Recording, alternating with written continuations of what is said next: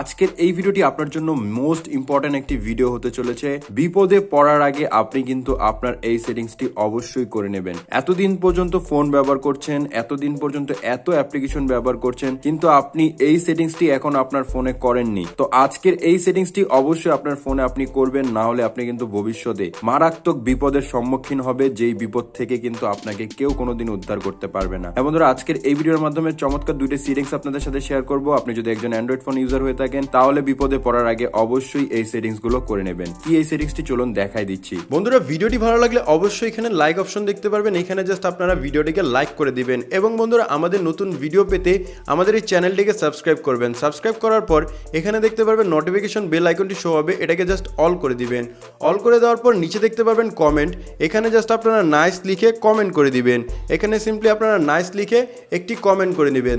প্রথমত আমরা সেটিংসটিকে করার জন্য চলে যাব প্লে স্টোরে। প্লে স্টোরে চলে যাবেন। প্লে স্টোরে চলে যাওয়ার পর এখান থেকে জাস্ট একটি আইকন দেখতে পারবেন, আপনি এই আইকনে ক্লিক করবেন। আইকনে ক্লিক করার পর এখানে পেয়ে যাবেন ম্যানেজ অ্যাপ এন্ড ডিভাইস, আপনারা এটার উপর ক্লিক করবেন। ক্লিক করার পর এখানে পেয়ে যাবেন ম্যানেজ, আপনারা এই ম্যানেজের উপর ক্লিক করবেন। এখান থেকে আমরা ইনস্টলেড একটি অপশন পেয়ে যাব। আমরা এখান থেকে কি করব, আনইনস্টলেড নামের একটি অপশন আছে, এই নট ইনস্টলেড, আমরা এটার উপর সিলেক্ট করে নিব। জাস্ট এখান থেকে সিলেক্ট করলে দেখুন আপনি এতদিন পর্যন্ত যেই অ্যাপ্লিকেশন গুলো আপনি আপনার ফোনে ইউজ করতেন, যেই অ্যাপ্লিকেশন গুলো আপনি ব্যবহার করেছেন, সেই অ্যাপ্লিকেশন গুলো কিন্তু এখনো আপনার এখান থেকে আনইনস্টল করা হয়নি। আমি যদি একটু ব্যাকে চলে আসি, তারপর মেনু বার থেকে আপনাদের দেখাই, দেখুন এখান থেকে যে অ্যাপ্লিকেশন গুলো আপনি দেখতে পাচ্ছেন, এই অ্যাপ্লিকেশন গুলো কিন্তু আপনি প্লে স্টোরের এই জায়গা থেকে কখনোই আনইনস্টল করেননি। অর্থাৎ আপনি যখন আপনার ফোন থেকে অ্যাপ্লিকেশনটিকে আনইনস্টল করে দেন, আপনার অ্যাপ্লিকেশনটি কিন্তু প্রপার ওয়েতে আনইনস্টল হয় না, যার কারণে কিন্তু আপনাদের ফোনে ক্র্যাশ ফাইল তৈরি হয় এবং আপনাদের ফোনে ছোট ছোট ভাইরাস অ্যাটাক করে এবং আপনাদের ফোন কিন্তু অনেক বেশি স্লো এবং হ্যাং করে। তো আপনি জাস্ট এই যে নট ইনস্টলের যে অপশনটি আছে সেটা সিলেক্ট করবেন। সিলেক্ট করার পরে